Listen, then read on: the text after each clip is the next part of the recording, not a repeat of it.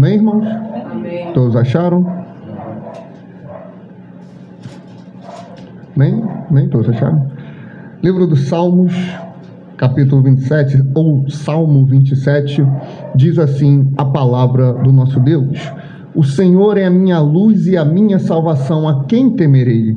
O Senhor é a força da minha vida, de quem eu me recearei? Quando os malvados, meus adversários e meus inimigos se chegaram contra mim para comerem as minhas carnes, tropeçaram e caíram. Ainda que um exército me cercasse, o meu coração não temeria. Ainda que a guerra se levantasse contra mim, nisto confiaria. Uma coisa pedi ao Senhor e a buscarei, que possa morar na casa do Senhor todos os dias da minha vida, para contemplar a formosura do Senhor e inquirir no seu templo. Porque no dia da adversidade me esconderá no seu pavilhão, no oculto do seu tabernáculo me esconderá, por-me-á sobre uma rocha. Também agora a minha cabeça será exaltada sobre os meus inimigos, que estão em redor de mim. Por isso oferecerei sacrifício de júbilo no seu tabernáculo. Cantarei, sim, cantarei louvores ao Senhor. Ouve, Senhor, a minha voz quando clamo. Tem também piedade de mim e responde-me. Quando tu disseste, buscai o meu rosto, o meu coração disse a ti, o teu rosto, Senhor, buscarei. Não escondas de mim a tua face, não rejeites ao teu servo com ira. Tu foste a minha ajuda, não me deixes, nem me desampares, ó Deus, da minha salvação. Porque quando meu pai e minha mãe me desampararem, o Senhor me recolherá. Ensina-me, Senhor, o teu caminho e guia-me pela vereda direita, por causa dos meus inimigos. Não me entregues à vontade dos meus adversários, pois se levantaram falsas testemunhas contra mim, e os que respiram crueldade. Pereceria sem dúvida, se não cresse que veria a bondade do Senhor na terra dos viventes. Espera no Senhor, anima-te, e Ele fortalecerá o teu coração. Espera, pois, no Senhor. Amém, irmãos? Podem sentar, graças a Deus.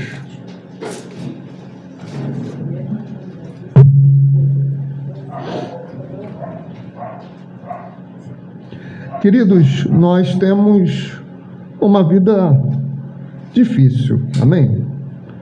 Nós temos uma vida complexa, temos muitas responsabilidades, né?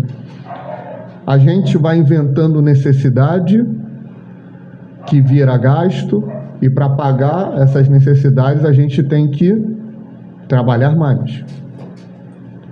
Até muitos anos aí, a energia elétrica não existia, e o ser humano continuou sendo ser humano e viveu muito bem. Só que foi chegando a energia elétrica, foi chegando os eletrodomésticos e um monte de outras coisas, e a gente foi tendo que trabalhar mais para sustentar determinados luxos, amém? Coisas que a gente diz que é necessário e às vezes não é. A gente tem uma vida difícil, a gente cria algumas dificuldades e outras se levantam. Você pode pensar talvez no seu trabalho, aquele patrão, aquela patroa complicada. O Xanão já teve um supervisor complicado. Olha, o camarada era uma luta, pegava no pé dele, mas Deus deu a vitória, amém? Era eu. Queridos, a vida não é fácil. A vida ela não é simples. Criar filhos é um desafio muito grande. A gente mora, né, no Rio de Janeiro, um contexto muito complicado. A gente às vezes brinca, né, sobre o bairro que a nossa congregação está localizado, mas é todo o Rio de Janeiro que é difícil. Hoje mesmo, na parte da tarde, no Largo do Bicão, uma tentativa de assalto, hoje ou ontem, mas foi na parte da tarde. É difícil, é complicado. Para a gente viver nesse mundo, irmãos, não tem outra saída a não ser crer na onipotência e na soberania de Deus. Não tem como. Muitas coisas se levantam contra nós, desde trabalho, família. Você de repente tem um familiar que talvez te odeie, com motivo ou sem, mas ele se levanta para tentar te destruir. Você talvez tenha alguém no teu contexto que levanta causas, inventa calúnias para tentar te difamar. E você fica numa berlinda sem saber muito o que fazer e sem saber como agir. Você tem um inimigo declarado. O inimigo se chama governo federal. Não ache que os políticos do nosso tempo estão aí lutando ao seu e ao meu favor. Eles não estão. Não estou falando de um político de direita, de esquerda. Não estou falando de um político que tenha 10 ou 9 dedos. Eu estou falando de todos eles. Todos lutam pelos seus interesses. Todos lutam pelo que é seu. Teve uma... Para mim aquilo era um stand-up comedy, era um show de comédia lá no Legislativo, na Câmara dos Deputados, na Comissão de Ética. Foram julgar um caso de um áudio que um deputado federal de esquerda foi falar sobre rachadinha. No áudio ele falou. Só que fizeram uma manobra política para mantê-lo lá, e ele não teve o seu mandato cassado. E ele está lá agora legislando na nossa nação. As leis do nosso país estão na mão desse homem. A gente tem um inimigo declarado. A gente vai fazer o quê? Como a gente vai agir? Aí a igreja inventa uma solução, sabe qual é, Chama? A solução é a passeata gospel, né? A marcha para Jesus, já ouviu falar? No dia que marchar para Jesus mudar alguma coisa, irmãos, as muralhas vão cair.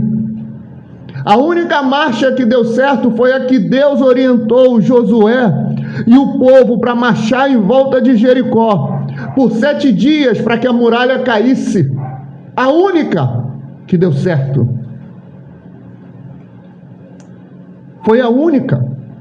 Aí o povo, ele tenta, ou os líderes falam, a gente tem que entrar na política para legislar para a igreja. Ora, irmãos, Isaías vai ensinar que o nosso legislador é o nosso Deus, é o nosso Senhor.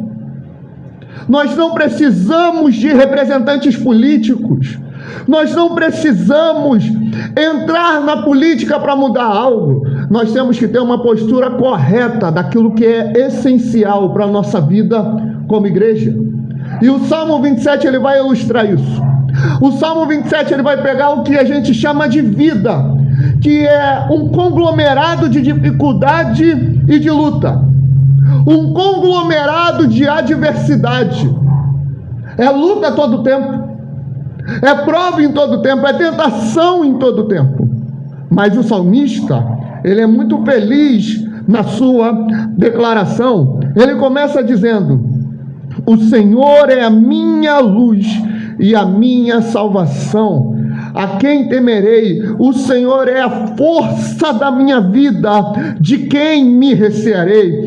Quando os malvados, os meus adversários e meus inimigos se chegaram contra mim para comerem as minhas carnes, tropeçaram e caíram. Os inimigos, a guerra pode se levantar, só que o salmista, ele confiava em Deus. O salmista, ele não olhava para a guerra, mas ele lembrava do que ele mesmo fala lá no Salmo 46. Lá no Salmo 46, ele vai dizer que ele põe um fim às guerras, ele faz cessar as guerras, ele corta o arco, ele corta a lança, corta o arco. Eita!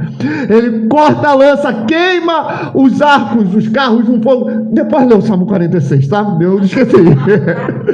Como é que é? Corta o arco, quebra a lança e queima os cabos. Isso daí. Salmo 46. Estava no caminho. Salmo 46, 10.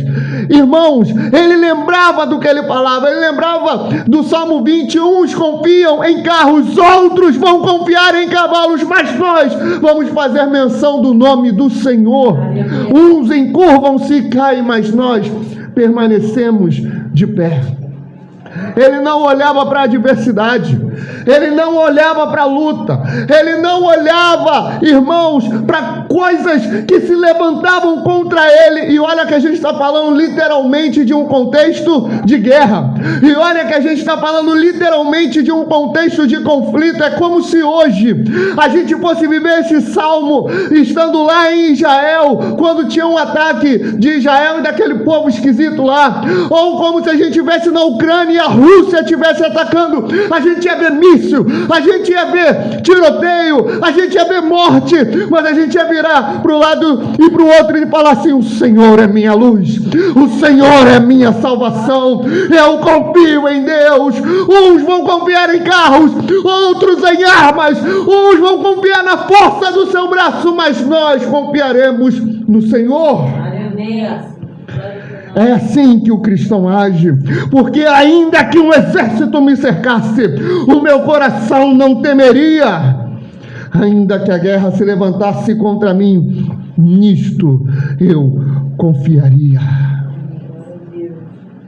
Era nisso que Davi confiava, queridos. Era nisso que Davi depositava a sua fé. Podia se levantar tudo e todos contra ele. Ele tinha fé em Deus. Esse que escreveu o Salmo foi aquele que foi visitar e levar comida para os irmãos. Aí ele vê aquele gigante. Ele vê aquele gigante se levantando. Só que Davi, ele não foi covarde igual aos irmãos. Ele teve posicionamento. Ele olhou para aquilo que era importante. Ele não fala assim: quem é esse gigante filisteu que está zombando de nós? Ele não fala isso. Ele fala assim: quem é esse gigante filisteu que ousa zombar, desafiar o exército? Ele não para aí, do Deus vivo. A preocupação de Davi não estava na reputação do exército. A preocupação de Davi não estava com a sua própria reputação ou com a reputação do seu povo, estava com a reputação de Deus. Davi, ele não estava preocupado com o que iam pensar dele, mas ele falava assim: eu sirvo um Deus vivo. Ele não serve, porque o Salmo também vai dizer, 115, que eles adoram ídolos que nada podem fazer. Eles têm boca, mas não falam. Eles têm olhos, mas não veem. Eles têm mão, mas não apalpam. Eles estão sobre pedras, em tábuas, e eles precisam que alguém os carregue. Só que dentro do cristianismo, nós não carregamos Deus, é Ele que nos carrega. Davi tinha essa ciência. Por isso que ele fala isso: ainda que um exército me cerque, ainda que tentem contra a minha vida, eu não vou temer, eu não vou recuar. Olha o que o verso 6 diz: também agora a minha cabeça será exaltada sobre os meus inimigos que estão em redor de mim. Por isso oferecerei sacrifício de júbilo no seu tabernáculo e cantarei, sim, cantarei louvores ao Senhor. Mesmo em meio a essa grande dificuldade, ele se preocupava com uma coisa que era mais importante. Mesmo ele estando no momento desamparado, ele não desistia de buscar a Deus. O verso 10 vai falar assim: porque quando meu pai e minha mãe me desampararem, o Senhor me recolherá. Aleluia. Queridos, vocês que têm filhos, imagino que não passa pelas suas cabeças desamparar e deixar seus filhos por aí. Acredito que não passe em vossas cabeças algum momento em que vocês vão chegar e falar: filho, vai embora. Bom, para mim, enfim. Acredito que não vai chegar o momento que você vai rejeitar o teu filho. Só que acredite, existem mães e pais que fazem isso. Só que é difícil acontecer, né? Porque o amor de mãe é um amor muito grande, amém? O amor de um pai é um amor muito grande. Só que ainda que isso aconteça, Deus, o Senhor, não vai desamparar os seus. O grande ponto e a grande chave aqui de Davi não é o que Deus faz com o seu povo. O que Deus faz com o seu povo é um fato. Ele vai continuar guardando o seu povo. Mas a diferença aqui é a ação e a atitude que o povo tem em relação a Deus. Primeiro ele declara: o Senhor é minha luz, Ele é minha salvação. Você já andou quando está tudo escuro? De vez em quando, né? Nem a luz gosta da pavuna, às vezes ela vai embora daqui, né? Aí acaba a luz e fica aquele breu. É aquela loucura, né?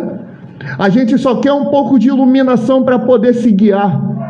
A gente só quer um pouco de luz para poder enxergar à nossa frente. A gente que tem problema de vista, todos aqui, menos a Isabela, talvez por enquanto, não sei. Não tem. Não tem, amém. Receba em nome de Jesus. A gente tem dificuldade, quando a gente não consegue enxergar, a gente fica meio doido, né? Quando a gente perde o óculos, já aconteceu com você, você foi tomar banho, aí você foi, saiu, pegou o óculos está na tua mão e tu fica: cadê meu óculos? Cadê meu óculos? Porque é o desespero de não conseguir enxergar, é o desespero de não conseguir ver. Quando ele declara: o Senhor é a minha luz, é porque Ele ilumina a minha vida, é porque Ele me dá direção, é porque Ele me mostra o caminho que eu devo seguir, é porque Ele me tira das trevas e me coloca na luz, Ele me salva do mundo da morte, Ele me salva do pecado, Ele me salva da iniquidade, Ele é a minha luz, Ele é a minha salvação. É nisso que Davi confiava. Ele estava escondido em Deus, ele estava recluso em Deus, porque no dia da adversidade, verso 5, me esconderá no seu pavilhão, no oculto do seu tabernáculo, me esconderá, por-me-á sobre uma rocha. Ele confiava nisso. Ele confiava que ainda que todos se levantassem, ele estava escondido em Deus. Aquele que habita no esconderijo do Altíssimo, a sombra do Onipotente, descansará. Direi do Senhor: Ele é o meu Deus, Ele é a minha fortaleza. Ainda que eu ande sobre o vale da sombra e da morte, eu não vou temer mal algum, porque o Senhor está comigo. 1000 cairão ao meu lado, 10.000 vão cair à minha direita, e eu serei protegido. Por quê? Porque eu confio em Deus.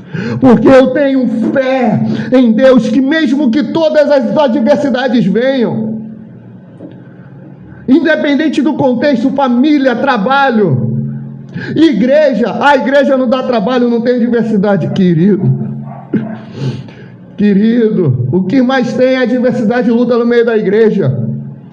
Só que a gente foi chamado para confiar nele, porque sem fé a gente vai perecer. Olha o verso 13: pereceria sem dúvida, se não cresce que veria a bondade do Senhor na terra dos viventes. Espera no Senhor, aníma-te, e Ele fortalecerá o teu coração. Espera, pois, no Senhor. Tem adversidade, é o ponto que ele trata, e ele mostra, e ele explica como que a gente tem que reagir à adversidade. É lutando contra ela? É marcha para Jesus? É indo para a rua? Não, é confiando em Deus. Só que confiar em Deus fica muito vago, né? Você já foi evangelizar aquela pessoa que fala assim: não, eu amo a Deus, eu amo a Deus. Não, eu confio em Deus, eu confio em Deus. Davi, ele fala: existe um fato, a adversidade, existe uma disposição que você tem que ter. E a disposição como é que é? A disposição é confiar, é ter fé, é crer em Deus e na sua grandeza, soberania e onipotência. Agora, de forma prática, Davi, me fala como é que eu faço isso. É muito simples. Verso 4: uma coisa pedi ao Senhor e a buscarei. Vamos recapitular. Ele está falando de adversidade. Ele está falando que ainda que um exército se levante contra ele, ainda que os inimigos queiram a cabeça dele, ainda que venham guerreiros contra ele, uma coisa eu vou pedir ao Senhor, e essa coisa eu vou buscar: que eu possa morar na casa do Senhor todos os dias da minha vida, para contemplar a formosura do Senhor e inquirir no seu templo. Sabe do que ele está falando aqui? Vou resumir em uma palavra: cultuar. Olha a importância do culto para o rei Davi.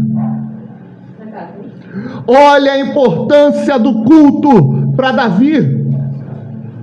Davi, ele está num contexto de guerra, de dificuldade, mas ele clama: Senhor, eu só te peço uma coisa, e essa coisa eu vou buscar, essa coisa eu desejo, que eu more na tua casa. A casa do Senhor é o templo do Senhor. O templo no Novo Testamento simboliza e representa a igreja. Lembra que Paulo fala: vós sois o templo do Espírito Santo. Não é a estrutura, não são os instrumentos, não é o microfone, não é o púlpito, é quando o povo de Deus está reunido. Quando o povo de Deus está reunido, aí tem o templo, aí tem a presença, aí desce o Espírito Santo habitando no meio dos louvores. Aleluia.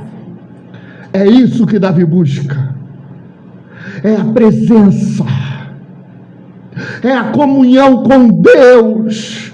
Não existe culto, não existe presença de Deus isolado.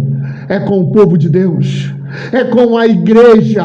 É por isso que é necessário cultuar, é por isso que é necessário buscar a Deus em comunidade, é necessário buscar a Deus com a família da fé, no meio do corpo de Cristo. Davi, ele não queria cultuar uma vez na semana, na quarta. Ele não queria cultuar uma vez no domingo, 2 vezes, quarta e domingo, 3, não. Todos os dias da minha vida. Domingo, cultuar. Segunda, cultuar. Terça, quarta, até sábado, todos os dias eu quero cultuar. Davi, mas não dá, tu errei, eu sei que não dá. Eu não estou falando do que eu vou fazer, eu estou falando do que eu quero Deus, eu quero Jesus, eu quero o Espírito, eu quero mais e mais e mais. Eu quero contemplar a formosura. O que isso significa? Contemplar a formosura é louvar a Deus, é orar, é bendizê-lo, é louvá-lo, é orar e falar assim: o Senhor é Jeová Jireh, aquele que provê, soberano entre as nações, um Deus grande, terrível e temível. O Senhor guarda a misericórdia para os seus. É louvar os seus atributos, é louvar as suas qualidades, irmãos. Contemplar a sua formosura. É isso que nós precisamos inquirir ou aprender no seu templo. Não existe culto que não traga aprendizado, amém? Não existe culto sem palavra, não existe culto sem Bíblia, não existe culto sem ensino. Não existe culto sem palavra de Deus. Aquele culto morno, de 5 minutos de Bíblia, 95 oportunidades, corre dele. O culto da igreja prioriza o ensinamento bíblico, que é alimento para a tua alma, é alimento para o teu espírito. Era isso que Davi queria. Em meio à adversidade, ele confiava, pedindo, não para ser liberto, ou para ser livre, ou para ser poupado da adversidade. Não. Ele ora pela adversidade, confiando que Deus está com ele, mas pedindo para que ele habite na casa do Senhor, mas pedindo para que ele consiga cultuar. Quando chegar quarta-feira, irmão, como é que está o teu coração? Essa igreja, esse ministério não é para ter a minha cara, amém? Não é. Houve até quem disse, né? Que eu era centralizador. Hoje uma pessoa abriu o culto, outra fez o louvor, outra fez a contrição. Eu não estou aqui para fazer tudo, eu não estou aqui para dar o meu nome ao ministério. Eu não estou aqui para ser o rosto do ministério. Eu não estou aqui para estender um banner, uma placa e colocar a minha foto ali para atrair, até porque a minha cara não vai atrair ninguém, amém? Eu não estou aqui para fazer isso. Eu não estou aqui para fazer isso. Estou aqui para cultuar junto com vocês. A gente está aqui para servir junto. A gente está aqui para louvar junto, para aprender junto. Então, quando tu acorda na quarta-feira, tu tem expectativa do culto, irmão. A vida é difícil, é corrida, é filho, é trabalho, é faculdade, é escola, é isso, é aquilo outro, irmão. A adversidade está aí, confia em Deus. A luta está aí, confia em Deus. Mas pede aquilo que é central para a tua vida. Cultue. Peça força a Deus para cultuar. Peça força a Deus para ir à igreja. Peça força a Deus para permanecer aprendendo, para ensinar. Peça força a Deus para louvar, para orar. Não recue. Não pare. Ouve, Senhor, verso 7, a minha voz quando clamo, tem também piedade de mim e responde-me. Davi, ele não parava, Davi, ele não recuava, Davi, ele não cansava, ele insistia. Eu te pedi lá no verso 4, me responde, Senhor, fala comigo, meu Deus. O verso 11, ensina-me, Senhor, o teu caminho e guia-me pela vereda direita por causa dos meus inimigos. Não me entregues à vontade dos meus adversários, pois se levantaram falsas testemunhas contra mim e os que respiram crueldade. Eles estão se levantando contra mim, mas Senhor, me responde. Me ensina como eu devo seguir. E ele aprendia isso como? Cultuando. Ele aprendia isso como? Louvando a Deus. Eu não estou falando para tu vir para a igreja todo dia, amém? Até porque se tu vir aqui na segunda vai ter um carro bem aqui. Você não vai conseguir entrar. Até entrar vai, mas ficar aqui você não vai conseguir. Eu estou falando para tu criar expectativa no culto. No culto da aliança, no culto a Deus. Tu tem que pegar o teu filho, espero que faça isso. Tem que pegar o teu filho. Vamos orar, vamos louvar. Vamos ler um texto bíblico. Tu tem que criar expectativa em cima desse momento de busca a Deus. Se tu no teu trabalho tem condição de pegar alguns irmãos e irmãs e fazer uma oração, tu tem que criar expectativa naquilo, porque tu está invocando o nome do Deus vivo. Quando você vem para cá na quarta-feira à noite, tu tem que criar expectativa, porque Jesus está ali. Porque o Espírito vai falar ao teu coração, porque nós vamos levantar louvores ao nosso Deus, aquilo que vai ser feito no céu, aquilo que vai ser feito lá, a gente começa fazendo aqui, a gente ensaia no culto, lá os anjos cantam, os 24 anciãos cantam, os 4 animais cantam, santo, santo, santo é o Senhor. Nós fazemos o ensaio aqui. É bem aqui que nós fazemos. Cria expectativa. Coloca o teu coração no culto. Porque enquanto tu pode, 2 vezes na semana, daqui a pouco vai ser mais, espera um pouquinho. Mas enquanto você pode hoje vir 2 vezes na semana, Davi, ele não podia. Contexto de guerra e dificuldade, ele não podia cultuar a todo momento, mas uma coisa eu te peço e eu vou buscar, que eu possa morar na casa do Senhor todos os dias da minha vida. Para quê? Para ter uma bênção, para conseguir minha casa, para conseguir o meu carro, para restaurar o meu casamento, para eu ser curado. Não! Eu quero morar na casa do Senhor para contemplar sua formosura, para louvá-lo, para orar, para adorá-lo na beleza da sua santidade e para aprender mais dele. Ele não ia com segundas intenções. Ele não ia como uma barganha, usando moeda de troca. Eu vou e o Senhor me dá. Eu vou me entregar. Essa era a disposição de Davi. Em meio à adversidade, dificuldades, ele pedia uma coisa ao Senhor: E ele buscava essa coisa, que ele pudesse morar na casa do Senhor por todos os dias da sua vida, contemplar a formosura do Senhor e aprender no seu tempo. Amém, irmãos? Vamos ficar de pé, vamos falar com o nosso Deus.